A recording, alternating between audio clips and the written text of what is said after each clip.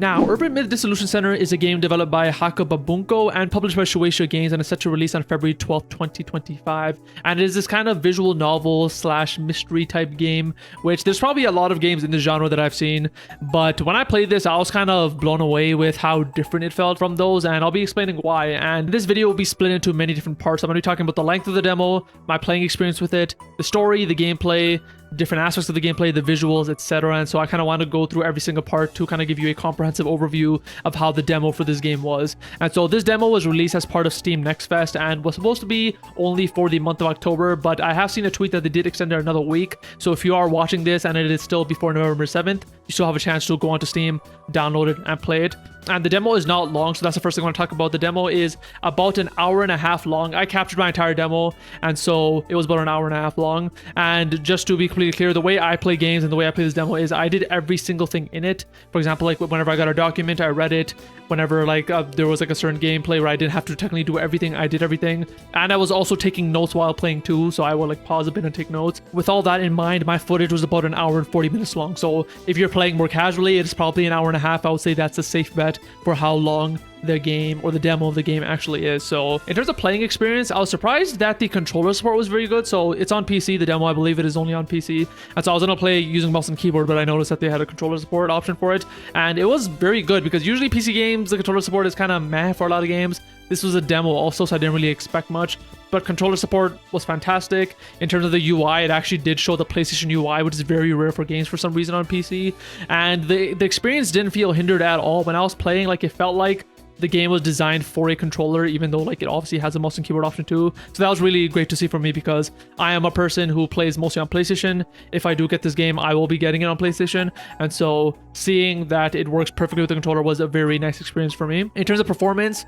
it ran completely fine. It is a pixel-based game. It is a 2D game. It is not doing anything crazy, so I didn't expect there to be performance issues, but nonetheless, there were no performance issues, there were no crashes, and it ran perfectly fine, which is great to see in a demo because, you know, it is going to be coming out in a few months. It's great to see that it is running completely fine from here.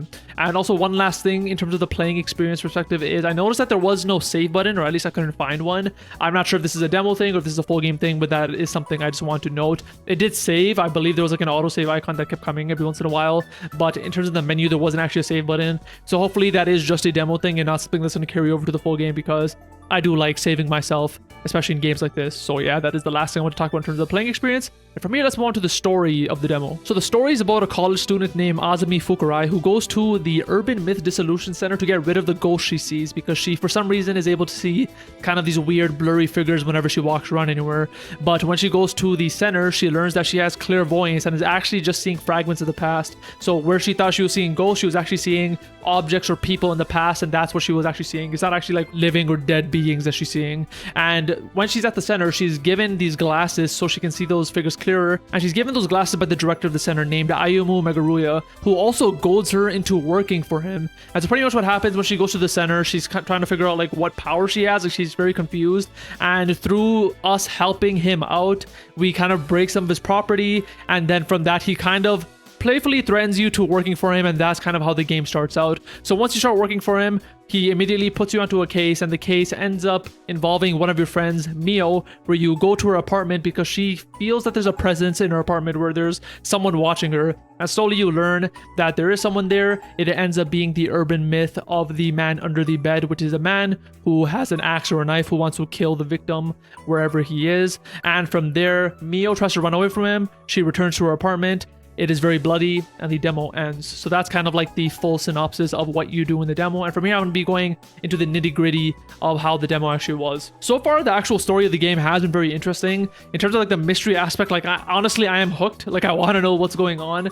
And I love that they're kind of putting little things to make you more interested. For example, there's this one scene where like before you go to Mio's apartment, you kind of meet up with one of your coworkers named Jasmine, and you drive over to her apartment. And as you drive off, it just shows a man by a store, and he's just like there staring at the camera, and then it just cuts, and you never see him again in the demo. So obviously he's going to be a character in the future of the game. I don't know who he is, but again, they're putting stuff that make you want to buy the full game, which is pretty smart. And in addition to that, I'm very interested to see whether this game is supernatural or not. That's one of the one of the things I like to focus on when I'm reading or playing a mystery story is what I'm seeing, what I'm experiencing, is this grounded in reality or not? I'm not saying whether it's supernatural or not is a good or bad thing. I just want to know which one it is, and I'm very curious to see because, again, in this demo, the first case, you're taking on this case of the man under a bed, which is the urban myth of a man being under your bed, and they sometimes show the man under the bed as being this kind of like creepy floaty being, but on the other hand it looks like a man in a red hoodie.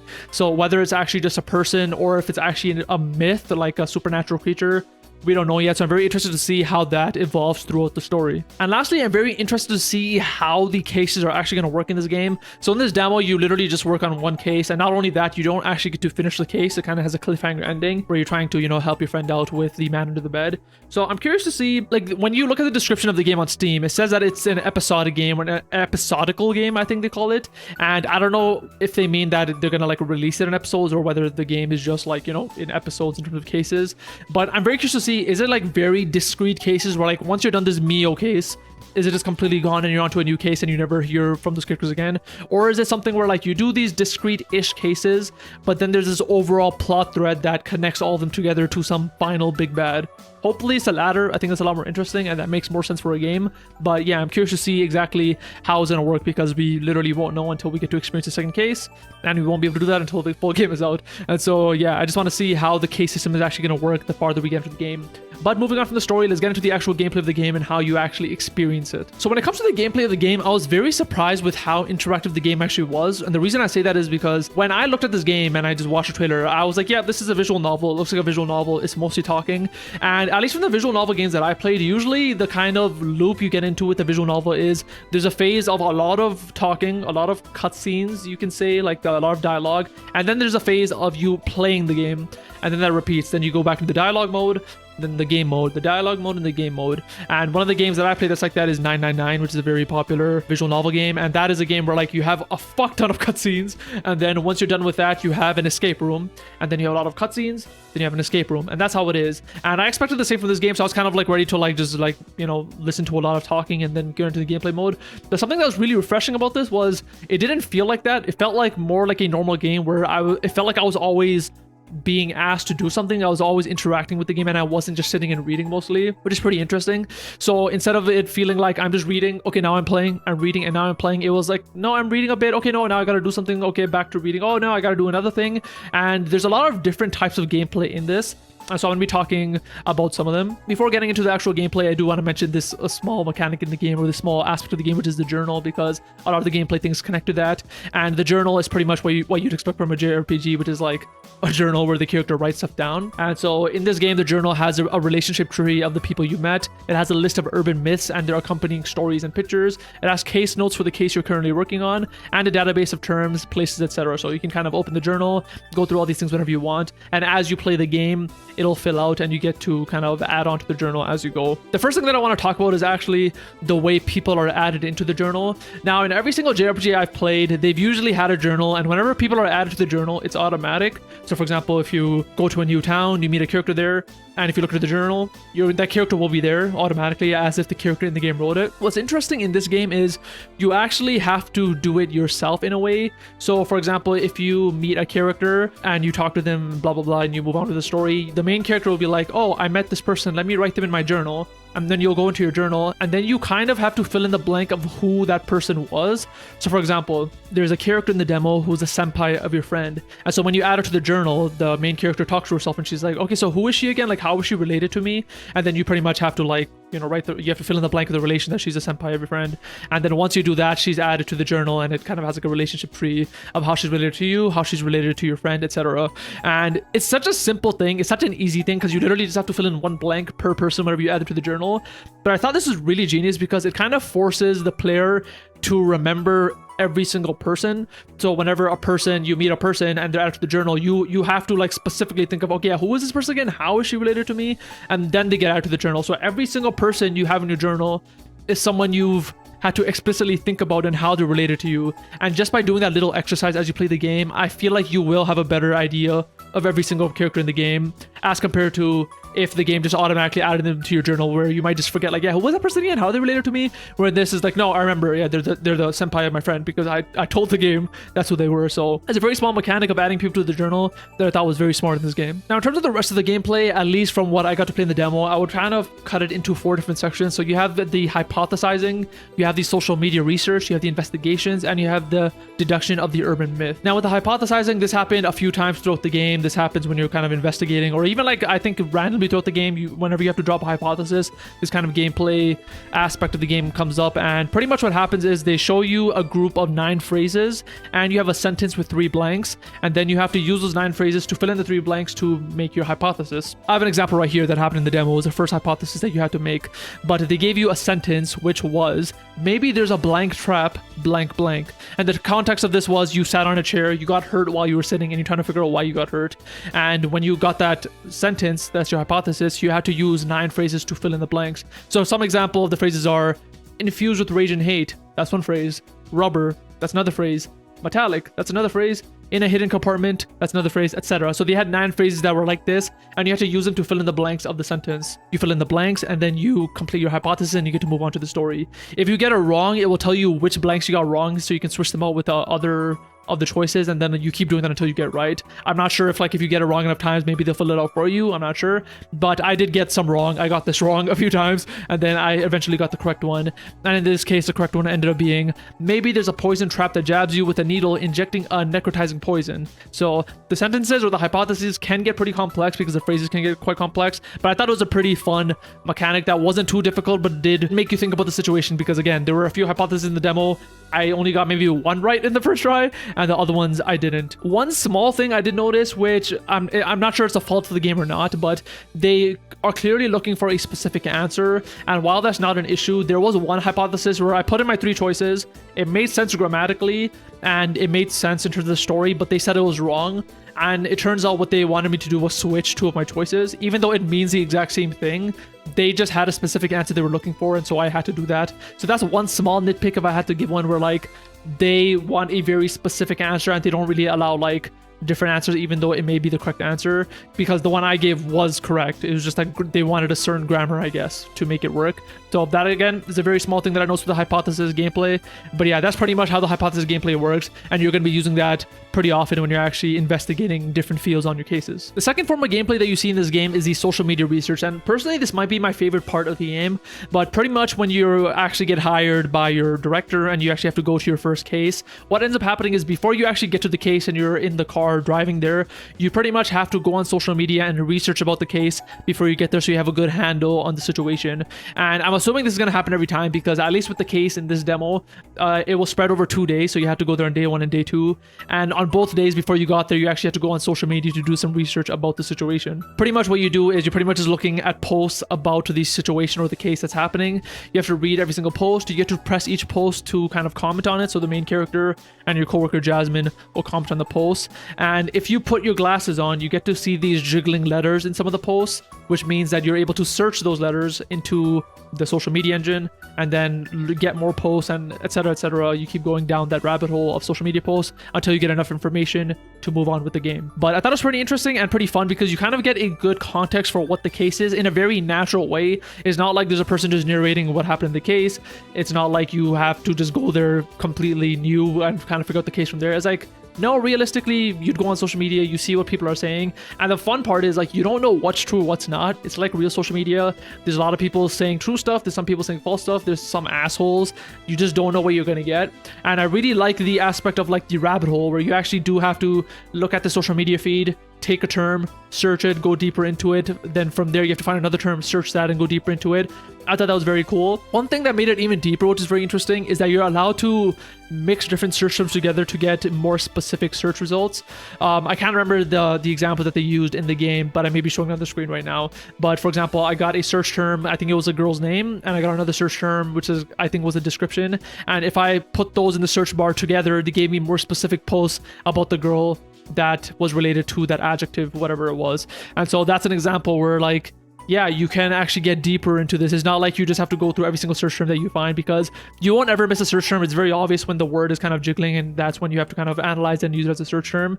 But the fact that you actually have to have the smarts to take two specific terms, see that they probably may have different results, put them in the search bar, search them, and find more results. Is pretty cool. So that's something I kind of appreciated about this gameplay aspect too. And once you actually do that and learn enough, you just are prompted to finish the game mechanic and move on and actually get to the case. There are some small critiques that I did want to mention. One very, very small critique, and this is something that doesn't really have to come in the game, but I noticed that every single comment on the social media that you see, or every single post you see, you're able to press and have the main character comment on it, which is very cool. I love it. The issue is not all of the comments are actually necessary. So for example, there'll be some where like when I examine it, the main character will actually say something useful, but there are some where like when you press it, the main character won't say anything. They'll just say like a word response or be like, okay, yeah, whatever.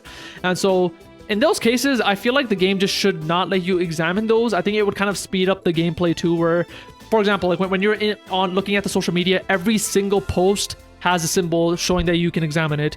I think what they should have done is that only some of them have a symbol to examine it, just so whenever you examine, you know you're getting something useful out of it. Because right now you can examine every single one of them, and as someone who kind of wants to get the most out of the game, I will examine every single post, and the fact that they're not all useful is a bit annoying. But again, this is a very small criticism which they don't need to change in the game, but it's something that I would like, where they just made the important posts examinable, and the ones that aren't, just like make them not examinable, like they don't even have the symbol to examine them. And one last thing I wish they had was, and this is something that I actually do wish they add into the final game, I'm not sure they will, or maybe this is a thing and I didn't notice it, but like I mentioned, you're able to cross-reference multiple search terms and search about them. The thing is, you never know whether that's possible or not, at least from like when I was playing. So for example, I was doing the social media gameplay, I finished and they were like, okay, you can leave if you want now, you can move on to the game. I didn't. I kept trying to do different combinations of search terms, and I was actually able to find another combination, and when I put that into the search bar, I got more social media posts and I was able to read and get more information about the situation. It wasn't actually useful in a gameplay sense, it was just useful for me, like me as a player playing. I'm like, oh, that's cool, I actually learned more about the case, or I learned more about a character.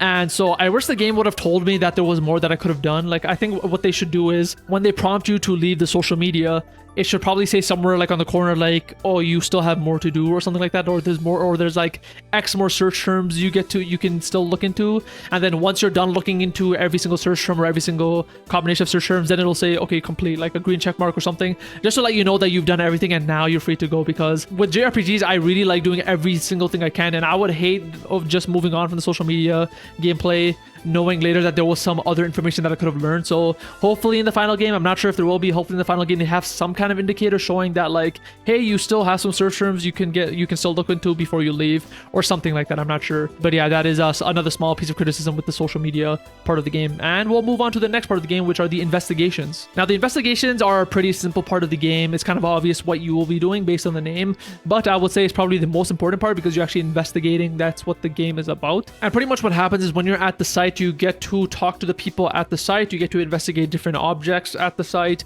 you get to investigate past vestiges, which means that you get to put on your glasses, you kind of see like different figures or different objects, and you get to investigate that, and based on that you get to move forward in the investigation. So when I was playing the demo, I was in Mio's apartment, I got to talk to Mio, I got to talk to her friend, you kind of got to examine the shelf, her bed, the bathroom, and then as you kind of investigate stuff, you get more dialogue from Mio and her friend, and as you keep kind of going through that loop, you finally finish and the game moves on. The entire goal of the investigation, and I'm assuming this is going to be the goal of every single investigation you do in this game, is you're trying to figure out which urban myth is behind the case that you're looking into. So you come into Mio's apartment, she said she noticed someone in her apartment, and the director tells you that you have to figure out which urban myth is related to this case, and that's pretty much the entire goal of the investigation.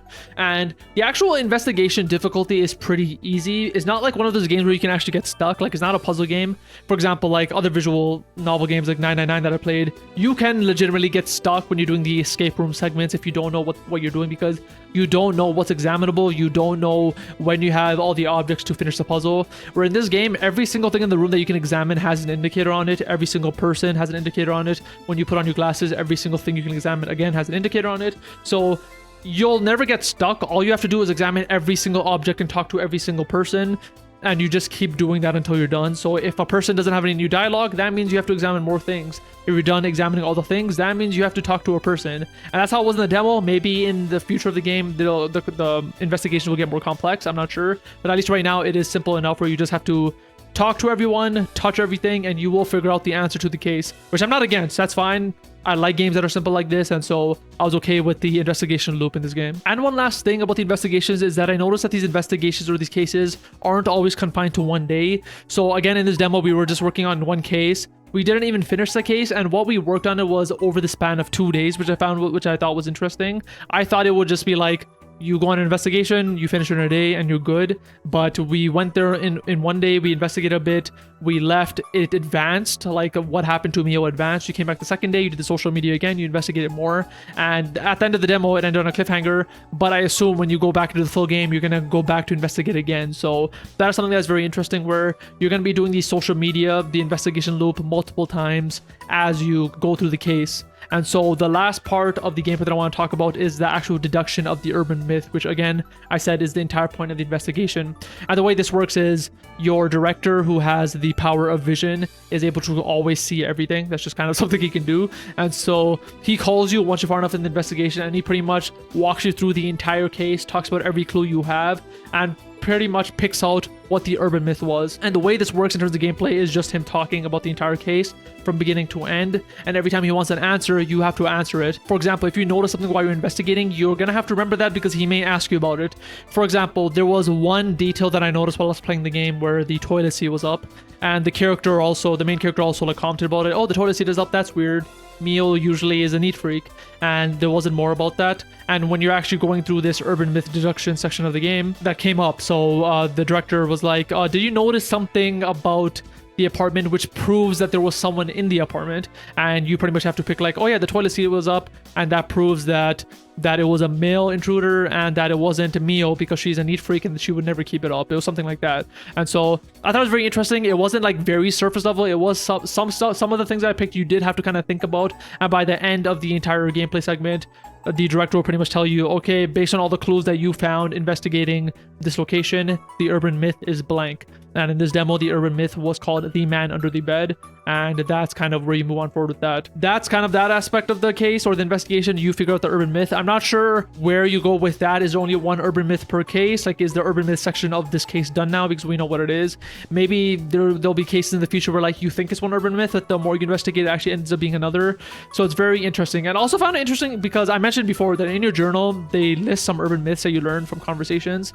We already had like 8 maybe urban myths in the journal, and this was like the 9th one or something that you unlocked. So I wonder if like those old urban myths that you saw in your journal, like are they going to be in the game, or are they just there for you to kind of like know as a player, or just to be, you know, entertained as a player? So I thought that was very interesting too, where like I thought the journal would only have the urban myths that you work on, but they already had like a bunch of urban myths that weren't even related to this case, which was very cool. But yeah, that's pretty much the entire gameplay segment of this game. You have the hypothesizing, you have the journal and the adding to the journal, you have the social media research, the investigations, and the deducing of the urban myth. And finally, let's talk about the visuals of the game. I think this is probably one of the most interesting parts of the game, because I think if you watch a trailer, this is the first thing that's going to come out to you, is the visuals, which is this pixel style. But it's this beautiful style of pixel visuals, which I usually don't see in the game. Usually when I think of pixel visuals, it's usually very simplistic, or like 8-bit or 16-bit or 32-bit or whatever. This game is clearly not like that, where the cutscenes and the actual character portraits when you're talking, they're like, they could have been hand-drawn if they wanted to, but they specifically stylized it in a pixel style, which looks absolutely beautiful. The animations in the game, like in the cutscenes and when people are talking, are really nice. That's something I noticed specifically. When characters are talking, they're very expressive and emotive, and they move a lot. Like, you'd expect them to just to be like moving up and down, and maybe have like a few set poses, but they're like animated, they're moving. Like, I think the main character is like twiddling her thumb a lot. She has like different expressions, and I was very impressed with like the different level of emotions. It didn't really feel that repetitive either. Like, it just felt like someone was talking, which is very cool and that I appreciated. And also they have this separate pixel style when you're actually playing the game. When you're actually like walking around, it becomes kind of like this 2D side scroller type game, and the pixel style there is very different. I don't know what it is. It's like probably like 16-bit maybe, I'm not sure. If you look at the game, they didn't really have to use a pixel style if you think about it. Like, they could have made everything hand drawn, but I think the reason they did it is because it makes it a lot more natural when you go between the styles of the hi-fi of the portraits and the cutscenes and the lo-fi of the gameplay. And because they're pixel style, and because the only difference really is the density of the art, I think it kind of makes it more natural to have it in a pixel style, as opposed to if they had like, say, 16-bit or whatever pixel style of the gameplay, and then you had hand-drawn art for the cutscenes. I think the decision to make both of them pixel-based was very smart. But even more than that, the thing that really strikes you when you're watching the trailer is the game is pretty much monochromatic, or I guess diachromatic, if you want to be specific, but the entire palette of the game is blue, and the only accent color they have is red. So they'll, whatever, like, I think if you see blood in the game, it'll probably be red. If they want to make accent something, it'll be red. If you see those spirits through your clairvoyance ability, it'll be red. And so they literally just have those two colors, and they're kind of, you know, various shades. And you really never think about it. Like, you would think that if you're playing like a mostly monochromatic game, that you'd be thinking about that. But like, after the first 5 seconds, I literally never thought about it. It felt like the exact same as if I was playing a full color game, and I found that very impressive. Like, their actual art design is just very, very fucking well done in this game. And yeah, if like, I would say, like, even if you're not interested in visual novels, just go into this game just for the art. You will appreciate it. It just is very nice looking. And that's a wrap for my thoughts on the demo. I kind of went over the gameplay, the story, the visuals, what I thought about it, any critiques I had. All I want to say is I'm very much looking forward to the game. I want to see, you know, how it is when it comes out. Maybe there'll be another demo in the future. I'm not sure. I was surprised to see that it is coming out in a while. Like, it's not coming out soon. This demo was very, like, you know, well baked. Like, it didn't feel like it was like early on or anything. So I thought the game was gonna come out like within a few weeks, but it's coming out in like about 3 months. It's coming out in February 2025. So I wonder, maybe they'll do like a second demo, maybe when you're closer, because I'm sure that by the time the game comes out, I will have completely forgotten about like what I played in this demo. And so it'd be nice if they maybe had like a demo which was the entire chapter 1 or case 1. That'd be very cool, and that you get to transfer that save data to the full game. I think that'd be like a perfect thing to do with this game. But yeah, I'm very much looking forward to it. I love the characters, I love the writing, I love the gameplay, I love the visuals. Everything about this demo I was very much enjoying. So yeah, hopefully you guys enjoyed this video, and I'll see you guys next time. Peace.